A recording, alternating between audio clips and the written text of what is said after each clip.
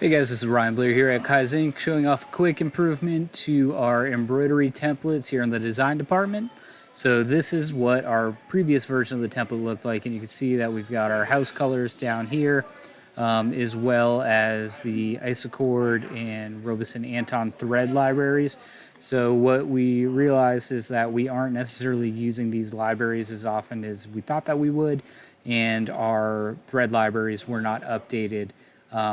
They were a little bit more updated in the general apparel template, but not in the hat and bag templates. So what we did was we went through, this is the updated one, and we added colors that are now our house colors.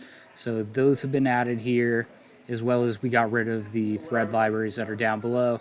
And if we do need to source a color that is not in our house library, we've got thread books for that for the few times that we do look for additional colors. And you can see that the hat template matches it as well. So yeah, reduced quite a bit of excess inventory and over processing.